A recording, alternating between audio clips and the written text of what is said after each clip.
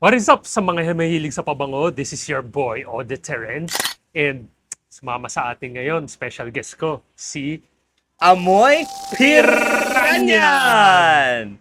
So, sa itong episode, Boss Terence, giniginaw ka ba, Boss Terence? Oo, cool na cool. Cool na cool!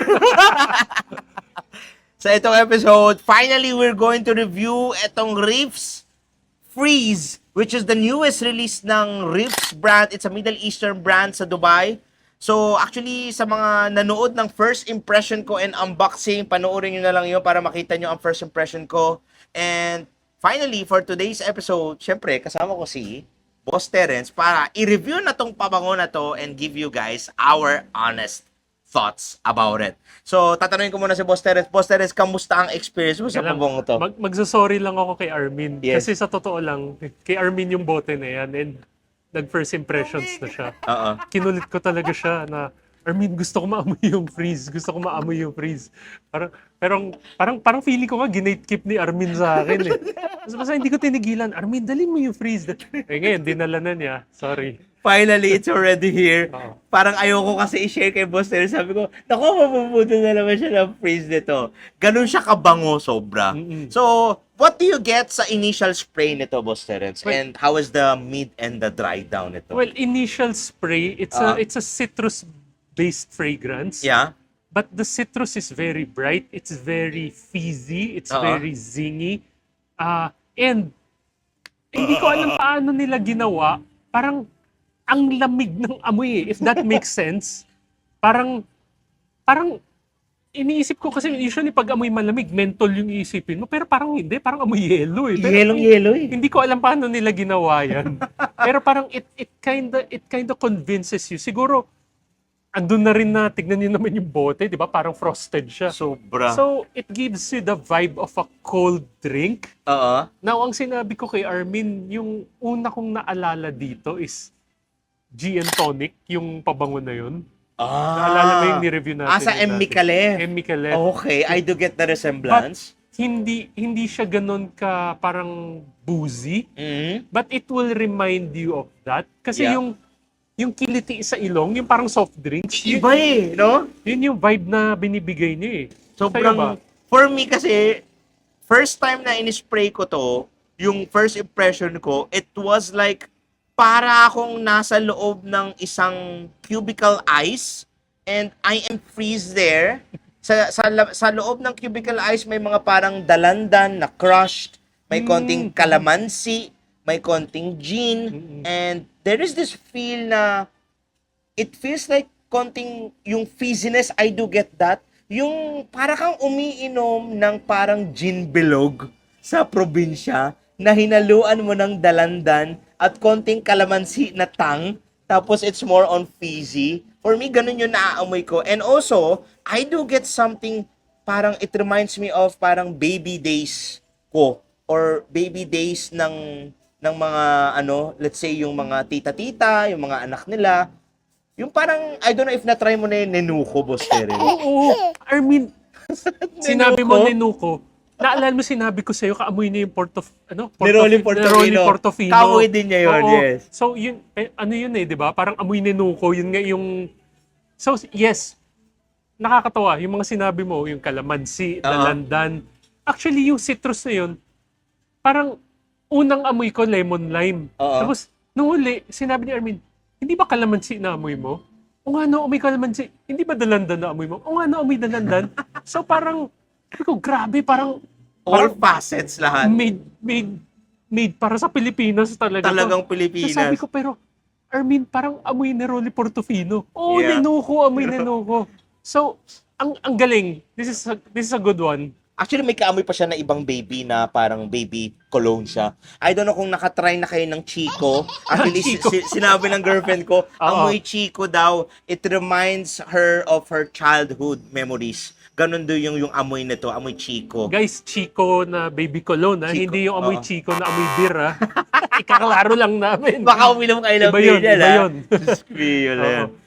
Pero for me, yung hindi ko alam kung nakukuha mo yung alam mo yung pag nilagay mo yung ice sa mainit na tirik na araw, di ba nagme-melt siya? Nagme-melt, tapos may konting lumalabas na singaw yung pagkalamig niya. I don't know kung nakukuha mo dito yung pagkasingaw ng lamig na lumalabas sa skin mo. Do you get that parang you feel refreshen up pag lumabas ka, Boss Terence, Ang dito? imagine ko kasi niyan, parang, alam mo yung, hindi ko na-mention yung brand, pero may dalandan soda. Or Oo, parang, may or parang pagka nga. pomelo soda, kukunin mo sa, Yun, pomelo! Nakukuha ko yung pomelo! kinuha mo sa ice chest, sobrang Ah. lamig. Tapos, may sound Tapos ay halo mo na sa baso. Oh my God! Tapos alam mo, yung hindi Easy mo rin. pa naiinom, parang yung kumikiliti yung fizziness. sa Yun! inom. Hindi pa rin parang you get addicted to it. Mm-mm. Parang gusto mo nang agad-agad inumin. Nakakauhaw at nakaka-addict yung amoy niya. At the same time, for me kasi I do get that parang yung parang, let's say, kung nasa mainit kayo na araw, especially on a hot summer days dito sa Pinas, mafe-feel nyo yung para kang kargado mo yung buong cubicle ice or parang kargado mo yung Mount Everest. Ganun siya kalamig yung amoy niya for Sabi me. ko nga kay Armin Armin, parang ang sarap ipang gym nito. Sobra. Or kung nagba-bike ka. Ay, oo. Or basta nasa kahit hot summer day, Konting parang hangin lang, this will matabunan shine. ka. Or kahit pawisin ka, Oo. parang kaya niyang i-cancel out yung asim na init ng katawan mo. Kasi magandang pagka-asim yung binibigay nito. Yes. May pagka-powdery din siya, Boss Terence. Nakukuha mo yung pagka-powdery din Yes. konti.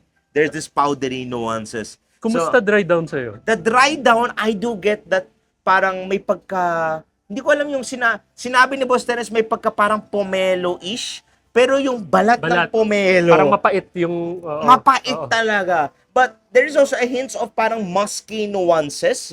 And grabe, Boss Ang bango Terence. ng dry down niya. Yeah. Alam nyo ba, if we are going on to the performance of this one, magugulat kayo sa performance niya. Gaano katagal siya sa'yo? It's insane performance until the next day, nandun pa rin sa skin mo. Akala mo wala na. This is a room filler easily. Actually, for those of you who know, and alam ni Armin to, yung balat ko, skin chemistry ko, Yeah. there's something about it na it really destroys the citrus notes. Yes? So, nung nag-dry down siya, yun nga, kanina very, very tarty, very citrus. Mm. Pero ngayon, sabi ko, Armin, tingnan mo, amuyin mo, parang amoy yung balat na lang ng dalandan or pomelo. Yes, yes. Pero sabi niya sa akin, Sir Terence, ganun din yung dry down sa akin. Same lang, almost same Pero lang ang bango din. niya. The citruses, ito yung citruses na it won't fade away the citrus on your skin. Kasi may ginamit daw sila dito na molecular ingredient that's coming from Ambrofix. I don't know kung may ginamit sila Ambrofix dito, pero may naamoy ako sa dry down na may pagka-Ambroxan. So Ambrofix is a different parang molecular raw material siya na ginagamit sa pabango to enhance the projection longevity and the sillage. And it will make last longer the perfume. Especially na parang natutulungan niya yung mga citruses to last longer maski sa dry down or kahit ilang oras man yan. So the projection, it's very loud.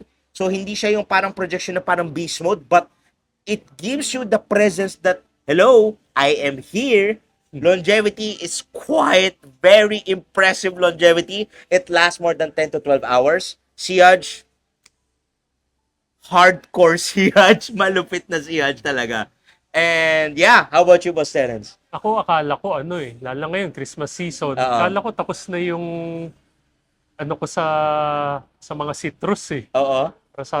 Kasi ang dami ko ng citrus-based fragrance Pero nung naamoy ko to, Armin, magkano to? Magkano to? Tinatalong lang niya. Sabi ko, ay, mukhang bibili siya. hindi, bibili talaga ako niyan. Given the Grabe. chance. Okay siya. Full bottle worthy, no? Yes, I can't wait to use it sa summer. Even the bottle, it's like a cubicle ice, no? Ito yung mga nilalagay sa loob ng mga baso sa mga pagpumunta ka sa bar.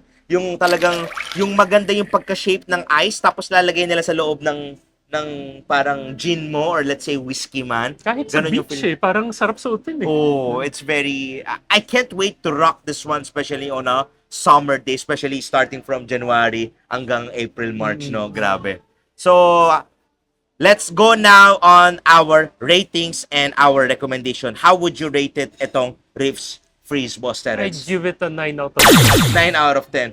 For me, this is easily... I won't give a 10 out of 10. Lagpas na siya sa 10 out of 10. Pasok to sa top 10 fresh summer 2025 ko. Abangan nyo yan, yung top 10 fresh summer fragrances. ME category, I will give it and I will give the rankings then as well. Grabe tong pabango na to. And highly recommended. This is a blind buy worthy sa tingin ko, Yes. in my opinion. Yes. Hindi mo na kailangan magdikant-ticket pa. Go buy it. Let us know. Have you tried itong Freeze from the brand of Riffs? Till next time, love you.